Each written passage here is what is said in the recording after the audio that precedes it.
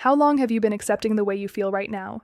The fatigue, the changes in your erections, the quiet sense that your best years are somehow behind you, and filing all of it under just part of getting older. Because what your doctor has likely not had the time to tell you, what a standard 10-minute appointment rarely allows for, is that most of what you've been attributing to age is not, in fact, aging. It is something specific, something measurable. And unlike your birth year, it is something you can actually do something about. I'm Dr. Neraya Wolfe, urologist and pelvic surgeon, and today I'm going to prove it. Let me anchor this entire conversation in one sentence before we go any further. This isn't aging, it's depletion, and depletion can be fixed. That is not motivational language. It is a clinical fact, one that changes the conversation, the evaluation, and the outcome for virtually every man I've sat with who arrived in my office convinced that the best version of himself was gone.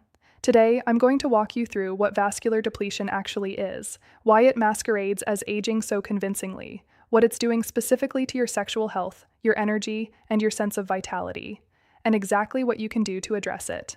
Because unlike the year you were born, vascular health is not fixed. It responds to what you do, and that changes everything. There is a phrase I hear more than any other in my practice, across every level of health, every age, every background. And it is, in my clinical experience, the single most expensive phrase in men's health. I know, doc, I'm just getting older. I understand why men say it. It is, in one sense, a graceful response to something that feels both inevitable and uncomfortable to examine too closely. It closes a door that feels too heavy to hold, open. And sometimes, a physician has implicitly confirmed it with a shrug and a, "your numbers look fine," before moving on to the next appointment. But here is what that phrase is actually doing. It is functioning as a period at the end of a sentence that should still have many more words in it. It is a conclusion drawn before the evidence has been properly examined, and for a significant number of men, it is simply wrong. What I see in my clinic every single week is men who have been carrying an explanation that doesn't fit the biology. Men who have attributed a real, measurable, treatable, physiological process to the passage of time, and who have, in doing so, waited years longer than they needed to before beginning to address it. That is what today is going to change. Not with hope, with biology. Let me be precise about what vascular depletion means, because this is not a vague or metaphorical term. Vascular depletion refers to a specific, measurable deterioration in the health, elasticity, and function of your blood vessels. And when your vascular system deteriorates, every system in your body that depends on healthy blood flow begins to feel the downstream effects. Think about what blood flow actually does. It delivers oxygen and nutrients to every tissue in your body. It carries signaling molecules, hormones, including testosterone, to the cells that need them. It removes metabolic waste. It is, in the most literal biological sense, the river that keeps everything alive and functioning. Now here is the analogy I want you to hold on to, because I think it makes this real in a way that clinical language alone sometimes cannot. Think of the blood vessels in a younger, healthy body like new rubber garden hoses, supple, elastic, responsive. You apply pressure at one end and they flex, accommodate the flow, deliver full force to the end. Now imagine those same hoses left outside for 20 years, unprotected from the sun, from heat, from the elements. They harden, they crack at the bends, they narrow at the points of greatest stress. When you apply pressure now, the flow is compromised, not because the source has changed, but because the vessel has. That is exactly what happens to blood vessels under chronic inflammation, oxidative stress, elevated blood sugar, and years of lifestyle factors that silently work against vascular health. The supply chain, your heart, your lungs, may be doing everything right. The vessels themselves have simply lost what they once had. Here is the distinction I need you to hold on to. Normal aging does affect vascular function, gradually, modestly, over decades. Vascular depletion is a different category. It is driven by specific, identifiable, modifiable factors, and whether it stays a gradual adaptation or accelerates into genuinely limiting dysfunction is determined in large and measurable ways by what has been happening inside your body over time. That is where your agency lives. That is the reason this conversation matters. The inner lining of every blood vessel, the endothelium, is where everything critical happens. This is a single layer of extraordinarily sensitive cells that lines every artery, vein, and capillary in your body. The endothelium produces nitric oxide, the molecule that signals blood vessels to dilate, to relax, to allow blood to flow freely. When the endothelium is healthy, your vascular system responds. When it has been damaged by chronic inflammation, by sustained elevated blood sugar, by oxidative stress, nitric oxide production falls, vessels constrict, blood flow decreases, and the downstream effects accumulate, quietly, gradually, without announcement. Now let me trace specifically what vascular depletion does to sexual health, because this is where most men first notice something is wrong, even when they haven't been able to name why.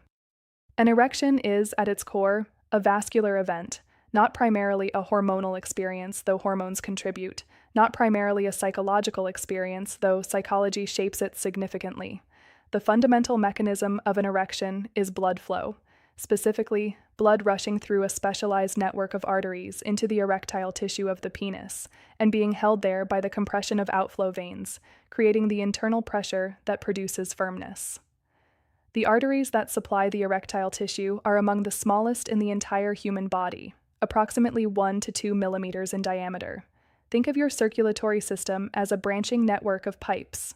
The arteries feeding the heart are the main trunk lines, wide and resilient, built to handle sustained high pressure. The arteries feeding the penis are the narrowest branches at the far end of the network, and the narrowest pipes are always the first to show the effects of any systemic problem: buildup, constriction, loss of elasticity. This is why erectile changes in a man in his 40s or 50s are recognized by both cardiologists and urologists as one of the earliest signals of developing cardiovascular disease, appearing years, sometimes a decade, before larger vessels show any clinical sign. I want you to hear what that means clearly. Your body is not sending you a message about your bedroom performance. It is sending you a message about your circulatory system through the most sensitive channel available to it. This is not failure. This is early detection. And early detection is where the most powerful intervention happens. Beyond erections, testosterone production depends on healthy blood flow to the Leydig cells inside the testes, the cells responsible for producing testosterone. When circulation to that area is compromised, production suffers. This is one of the reasons low testosterone and vascular disease appear together so frequently in men over 40.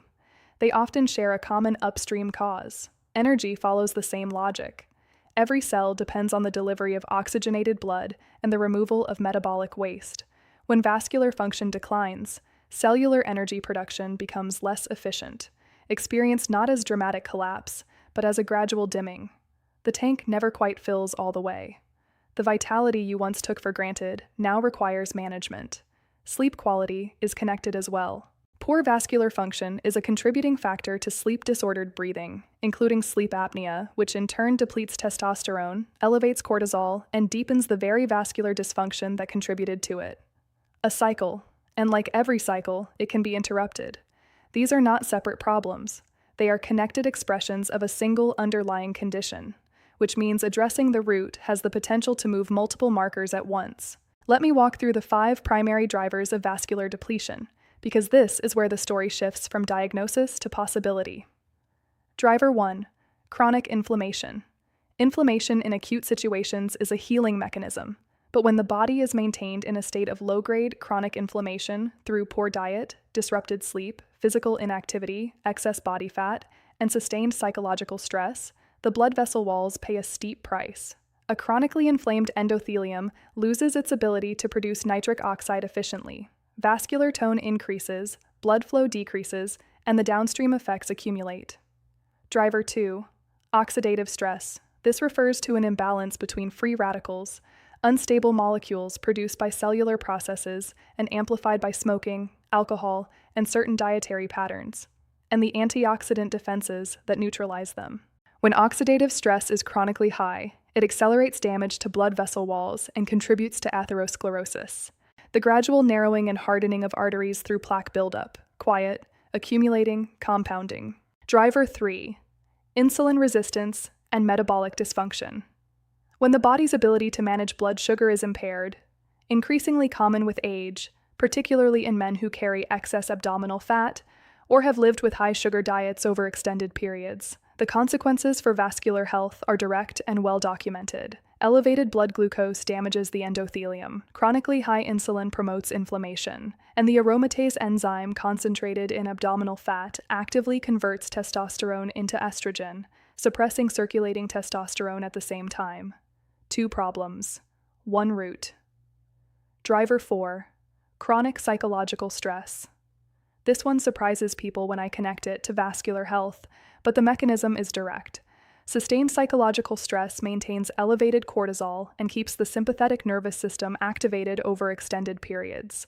The result is prolonged vascular constriction, elevated blood pressure, and suppressed immune function. Over months and years, this chronic physiological alertness takes a measurable toll on the blood vessels. Stress is not a soft or incidental factor in this picture.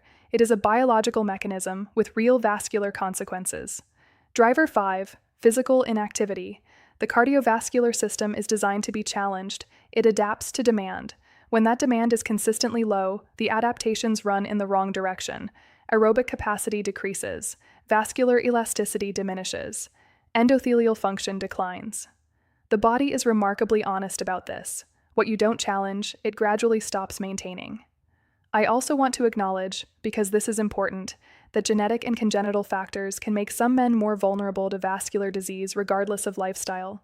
Familial hypertension, familial hypercholesterolemia, type 2 diabetes with strong genetic components. These require medical management that goes beyond lifestyle alone. If you have a significant family history of cardiovascular disease, or if you have been diagnosed with any of these conditions, working closely with a physician is not optional. It is essential. But for the vast majority of the men I see, men who are otherwise healthy, who have simply accumulated years of habits that quietly worked against their vascular system, the picture is genuinely more hopeful than they expected when they walked through my door. I've watched it happen for thousands of men, and I believe you will see it happen too. Before we get into the assessment and the specific interventions, if the kind of honest, evidence-based clinical education we've been building today is what you've been looking for, I'd ask you to subscribe to this channel. Every week we cover the topics most men never receive real answers to in a standard appointment. That is exactly why this channel exists. Now, let's talk about what a proper evaluation actually looks like, and what you can do about this starting today. Before I walk you through what to do, I need to address something specific, because a significant number of men watching this have been told their labs are normal without having had the complete evaluation they actually needed. When a man comes to see me with concerns about erectile function, low energy, or changes in sexual health, I don't just look at testosterone. Testosterone is one piece of a much larger picture, and treating it in isolation, without understanding the vascular landscape, frequently produces incomplete results. A proper assessment should include, at minimum, blood pressure, measured as a pattern over time, not just once in a clinical setting. Fasting blood glucose and HbA1c, which reveals what blood sugar has been doing across the preceding months. A comprehensive lipid panel, not just total cholesterol, but LDL particle size, HDL, and triglycerides. A marker of systemic inflammation, high-sensitivity C-reactive protein, hsCRP, and a complete hormonal panel, total testosterone, free testosterone, sex hormone-binding globulin, LH, and FSH. I also pay close attention to morning erections, or the absence of them. Morning erections are the body's natural vascular maintenance mechanism. During the deeper stages of sleep, the nervous system automatically activates a series of erections that oxygenate the penile tissue and preserve its elasticity. When men stop experiencing them, it is frequently a signal that vascular function has declined significantly enough to interrupt this nightly process. It is one of the most telling clinical indicators I have, and one that men rarely mention unless I ask directly. In some cases, I also refer to a cardiologist for additional vascular assessment, including imaging. This is not alarmist. It is precisely the integrated, whole-person care that these symptoms deserve. The goal of all this assessment is not to frighten you. It is to give you a complete map, because with a complete map, you can navigate. Without one, you are guessing, and guessing is a much slower road. Now, before you say, I already know I'm supposed to exercise more and eat better, I've heard this 1,000 times. Let me stop you right there, because what I'm about to give you is not a general wellness lecture. It is a specific, mechanism-driven set of interventions that target the biology of vascular depletion directly. Each one addresses a specific driver we just walked through, and together they produce results that, clinically, I find genuinely remarkable. Intervention 1. Aerobic exercise. The most evidence-supported vascular intervention available is cardiovascular challenge. Specifically, activities that elevate your heart rate into a meaningful zone and sustain that elevation. Brisk walking, cycling, swimming, rowing for 30 to 45 minutes, most days of the week. This is not about weight loss, though that may follow. This is about directly training the endothelium. Aerobic exercise is among the most potent stimuli for nitric oxide production available outside of pharmaceutical intervention. It improves endothelial function, promotes the development of new small blood vessels through angiogenesis, and reduces systemic inflammatory markers. The research is consistent. Men who begin a structured aerobic program in their 50s and 60s see measurable improvements in vascular markers and in erectile function. The effect is dose-responsive. The more consistently you show up, the more you get back. Intervention. 2. Dietary change. A diet that reduces chronic inflammation and supports endothelial health is not a radical prescription. It looks like this: generous leafy greens and cruciferous vegetables, some of the richest dietary sources of nitrate precursors your body converts into nitric oxide, quality fats from olive oil, avocados, and fatty fish, omega-3 fatty acids with well-documented anti-inflammatory properties. Reduced intake of ultra-processed foods, refined sugars, trans fats, and excess alcohol, each of which directly drives the inflammatory and oxidative pathways we discussed. Adequate lean and plant-based protein to support muscle and hormonal health. This is, in essence, a Mediterranean dietary pattern, and the evidence base for that pattern in cardiovascular and sexual health is among the strongest in all of nutritional science. Intervention 3. Sleep. Sleep is not passive. During deep sleep, specifically the slow wave and REM phases in the second half of the night, the body carries out critical vascular repair. Endothelial cells regenerate. Growth hormone is released in its largest pulses, supporting the health of blood vessel walls. Blood pressure naturally drops, giving the cardiovascular system a period of reduced demand, and testosterone is produced in its greatest volumes during exactly these stages. When sleep is chronically disrupted by apnea, by stress, by poor sleep hygiene, every one of these processes is impaired simultaneously. If you have any reason to believe you might have sleep apnea, you snore loudly, you wake unrefreshed regardless of hours slept, a partner has told you that you stop breathing during the night, please get evaluated. Treating sleep apnea is one of the highest yield clinical interventions I can point to for both testosterone and vascular health in men over 50. Intervention 4. Stress management. I want to be concrete here, not vague. Chronic psychological stress maintains elevated cortisol, promotes vascular constriction, impairs endothelial function, disrupts hormonal balance, and degrades sleep quality. The question is not whether to address it, it's how. For some men, consistent physical activity is sufficient. For others, therapeutic support is the right tool. And I want to be direct. Working with a psychologist or a sex therapist, if performance anxiety has become part of the picture, is a clinical intervention with genuine biological consequences. Cognitive behavioral therapy for performance anxiety has real, evidence-backed effectiveness for the physiological cycle it interrupts. It is one of the most rational responses available to a body being harmed by unmanaged chronic stress. Intervention 5. Medical management. For men whose vascular depletion has progressed to the point where lifestyle alone is insufficient, medical management is the right next step, not a last resort. This may include medications addressing hypertension, lipid abnormalities, or insulin resistance. It may include PDE5 inhibitors, sildenafil, tadalafil, which enhance the effect of nitric oxide and improve blood flow to the penile tissue. These medications are not a substitute for addressing the underlying vascular problem. But for many men, they provide the experience of successful erections that helps break the cycle of performance anxiety while the deeper work of vascular restoration proceeds. For men with genuinely low testosterone, hormone therapy under careful medical supervision may be indicated. Please hear this clearly. There is no shame in any of these interventions. They are the tools that modern medicine provides for exactly this situation. Using them thoughtfully and under appropriate care is precisely what these tools are for. I want to speak to this plainly, because the threshold for seeking care often feels far higher than it needs to be. If you recognized yourself in what we've been discussing today, in the symptoms, in the drivers, in the gap between how you feel and how you know you could feel, That recognition is worth acting on, not when something feels like a crisis.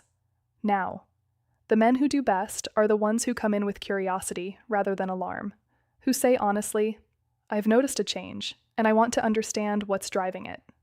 Ask for the complete evaluation I described. If your doctor tells you your numbers are fine without having ordered the full panel, find someone who will actually look at the complete picture. You deserve care that genuinely addresses the question you walked in with. Please don't let embarrassment be the reason you delay. I have had this conversation with thousands of men. You are not unusual. You are not alone, and there is nothing here that a urologist who specializes in men's health hasn't heard and addressed with genuine respect. Before you close this video, I want to ask you something. What have you lost? Not to shame you, but honestly, what has this cost you in the energy you've been able to bring to the work and the people that matter most to you, in the intimacy and confidence that depletion quietly took away, in how present and fully alive you've been able to be in your own life? Because here is what I know, after years of sitting across from men who carried exactly these questions, quietly, sometimes for years, the ones who recover, and most do, are not the ones with the perfect genetics or the easiest circumstances. They are the ones who chose to stop accepting a partial explanation, who decided that understanding what was actually happening inside their body was worth more than the comfort of not having to examine it. I have watched men in their 50s and 60s come back from exactly where you are. Not through dramatic overnight interventions, not through anything exotic. Through understanding the biology, addressing it systematically, showing up for themselves consistently, and letting the body do what it was designed to do when finally given what it needs. I've watched it happen for thousands of men, and I believe you will see it happen too. Your body is not finished with you. It is still listening. The question is simply whether you are ready to start the conversation. If today gave you something real, if this is the kind of honest clinical education you've been looking for, please subscribe to this channel. Every week we cover the topics most men never receive real answers to. I've also linked a video above that takes the next step from exactly where we left off today. Take care of yourself, because you are absolutely worth it.